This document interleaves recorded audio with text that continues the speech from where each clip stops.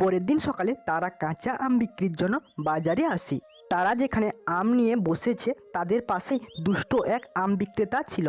সে চাইতো পুরো বাজারে সেই একা আম বিক্রি করবে। কিরে বাচ্চারা, তোরা এখানে কি করছিস? যা গিয়ে পড়াশোনা করবি যা। আমরা এখানে আম বিক্রি করতে বসেছি। তাছাড়া এখন তো আমাদের স্কুলও ছুটি আছে, তাই বাবাকে সাহায্য করতে এসেছি। হাসালি খোকা, তোদের এই কাঁচা আম কে কিনবে এখন? এই দেখ আমার কেমন সুস্বাদু পাকা টকটকে আম। এই দিদি, সত্যি তোরে, আমাদের তো কাঁচা আম। ওর দেখ কেমন সুন্দর সুন্দর আমগুলো। আমাদের এই কাঁচা আমগুলো কে কিনবে? আরে বোকা ছেলে, ও চাইছে আমরা যেন এখান থেকে চলে যাই। কিছুক্ষণের মধ্যে বাজারে অনেক লোক আসতে শুরু করে, কিন্তু কেউ কাঁচা আম কিনতে আসে না। সবার নজর পাকা আমের দিকে। কত সুন্দর সুন্দর পাকা আমগুলো, এগুলো নেব, এগুলো নেব। ও কাকু, নিন না আমাদের আমগুলো, একবার খেয়ে দেখুন কেমন লাগে। দূর, এখন কি আবার কাঁচা আম খাবি?